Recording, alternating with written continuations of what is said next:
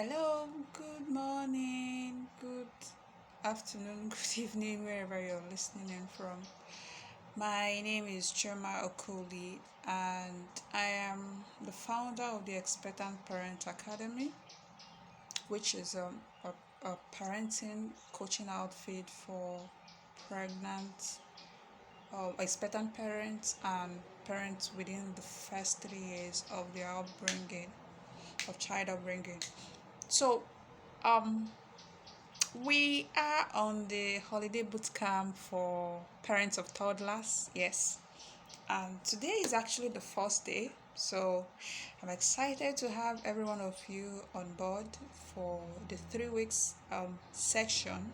So basically, I'll be taking us through what to expect, what this boot camp is all about. It's the first of its kind, and I'm sure everyone is wondering what the boot camp is about, what do we expect, how is it going to run, and all of that. So here I am to put every one of us through so we know what to expect and what to put in place.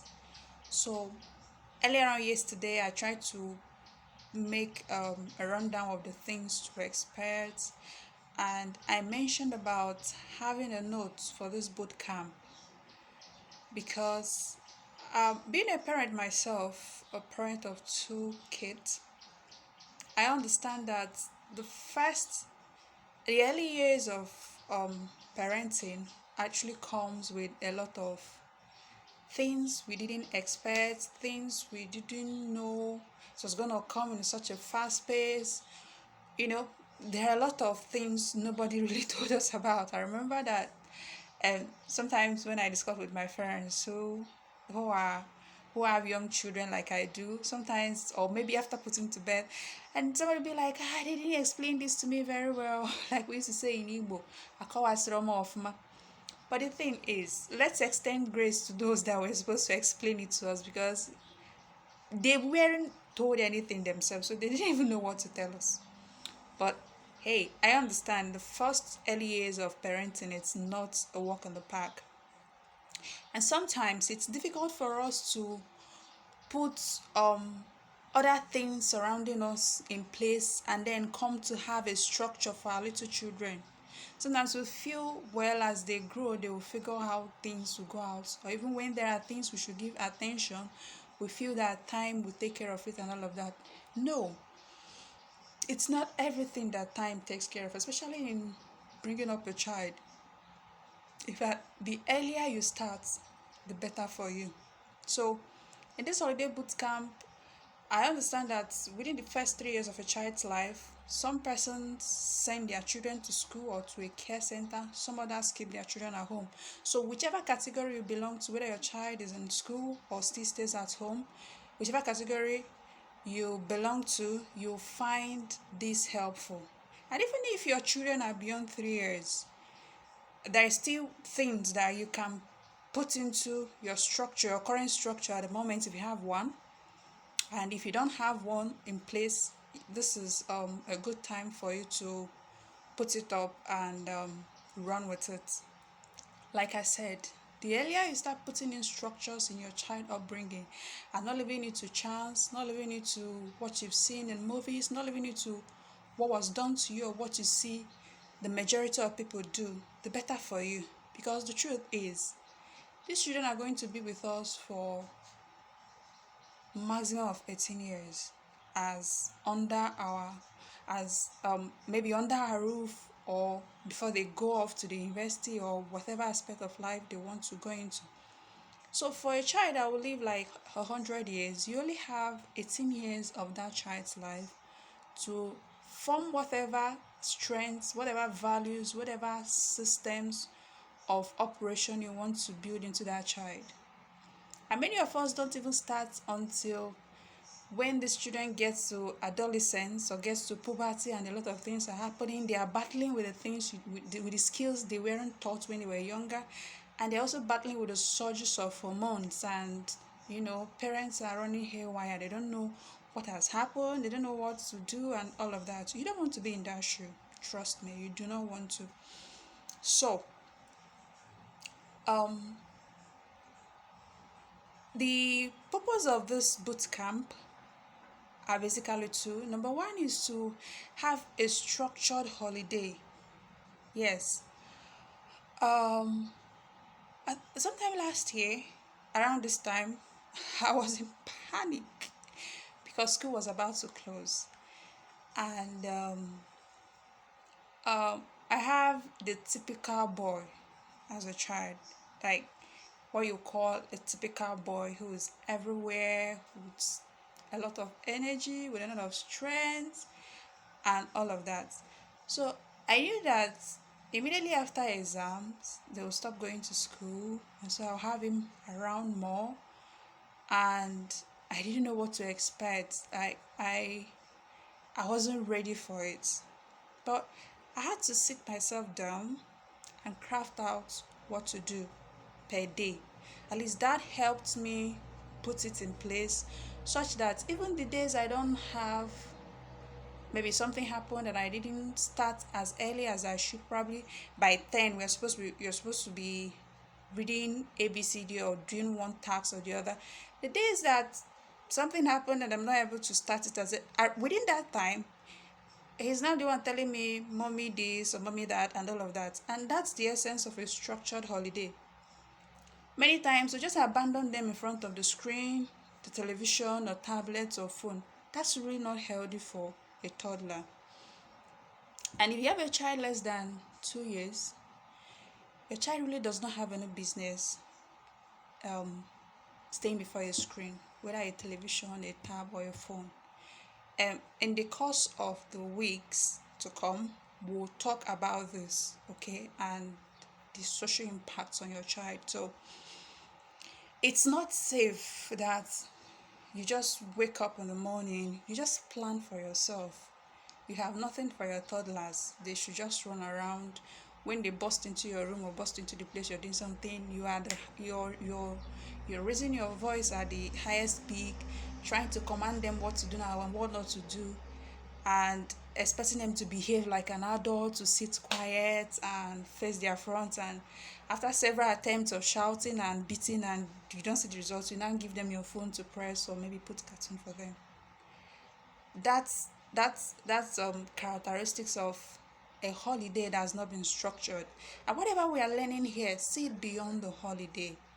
Even when school resumes in September, for those of us in Nigeria, remember that your child is not in school 247. So at that point when they are not in school, you need to put one or two things together for them to keep them engaged. Remember, discipline. A disciplined life or a disciplined child is not that child that you're always yelling at, that child that you're always spanking. A disciplined child is that child who knows what to do, whether or not mommy or daddy are there.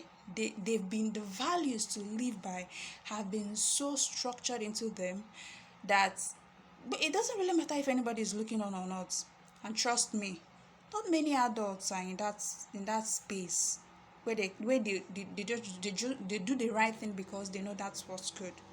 So if you want to raise a child who is disciplined, I understand the idea of discipline is different from what discipline actually is. If you want to raise a child who is disciplined, it starts from the structures you put in place at this early age, and that's one of the purposes that this boot camp is supposed to achieve. So the second purpose for this boot camp is to ensure safety and harmony in your home. The truth is, not everybody is sane out there, and when I say out there, I mean outside you, the mother or the father of your child, outside you and your husband. Sometimes these predators or these people who are going to harm your child are people you welcome into your home. They're not necessarily people your child meets outside. But sometimes that's what we think. So in the course of these 3 years, we'll discuss more about this and you get to understand what are the safety measures I should put in place around my home and around my children. Because if your children leaves your home and get somewhere else, then that structure should also be there to safeguard them. All right. So these are the two purposes of this boot camp. They are just two, but trust me, by the time we are done exploring them, you will understand You'll understand how important they are and how much a lifetime effort it is going to be. All right.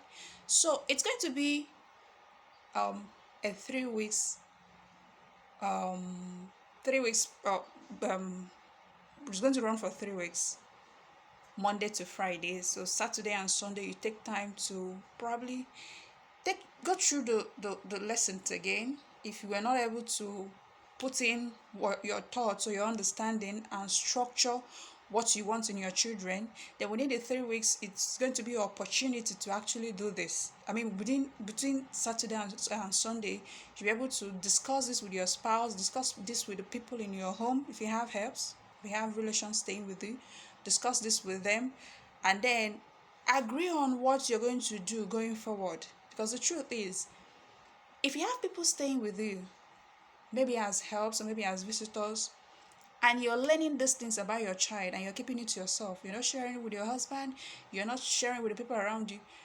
your intentions are going to be defeated. Why? Because you will always be with your child 247. So now that your child is at home and is not going to school, now I'm saying this believing that none of us here is planning to send our children on holiday school or whatever it's called. I mean, if your child is has been going to school and your child is less than 3 years, well, that's an error on its own, because a child of 3 years should be forming bonding and attachment with the primary caregiver at home and not being in school. So if you actually sent your child to school during the school hours and your child is less than 3, and now you're still planning to send that child again to school during holiday, I mean, come on now, that's not fair. So I am saying this believing and trusting. It's a costly assumption though, but let me do that so that even if you are planning, please find a way to cancel that plan and bring in an alternative arrangement. All right, it's better for your child. Now, how much better it is for your child also is dependent on how safe the person you're bringing in is. So like I said, in the course of the weeks, especially with two, we talk about the safety measures to put in place and then things to look out for within your child's environment to ensure that they are safe. Yeah, a lot of adults today walk around with clocks of trauma that they encountered while they were much younger. So, like I said in the beginning, most of us within these few years of our child's life, we feel what they just need is food and water, and that's all. But they need more than that. Your child is developing socially, your child is developing emotionally, your child is developing physically. But oftentimes we ignore these three important aspects of a child's development and just focus on the academics.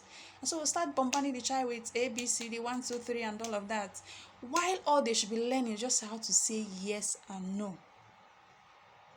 How to know what to say yes to, how to know what to say no to, and how to insist in their no. Don't think they are too small. Don't think they are too small. What you teach a child is what that child learns. And if you start early, the better for you. Okay? Alright, so in week 1, we'll be talking about observing your child or your children. You're going to spend like 10 to 15 minutes. Just observe them. What do you notice about them? Are they becoming aggressive? What are the activities they engage in? Sometimes you see children, trying to look under an adult's clothes and all of that, trying to mimic um, what they call mommy and daddy play. Mommy and daddy play actually is two people having sex. Yes, that's what they call it. And sometimes sexual predators are the people who give them these words just to make it their level. But what they are teaching them or what they are going to show them is not at their level. So you want to observe your children, really. You have to observe them and know what's going on. So from your week 1 is going to be about this observation. So from your observations, you set your priorities, you set your goals, and then you know where to take it up from. Then in week 2, we'll be talking about establishing structures for structures and setting up your preferred plan for safety and harmony in your home and around your children. Like week 3, we're going to look at measures to carry you on. Like I said in the beginning, this is a holiday boot camp, but the lessons you learn here extend it beyond the holiday, and that's how you make the best of this class. It's a free class. Um, it's being put up because we understand that the holiday period is a period where parents a lot happen, and sometimes it's not in the best interest of the children.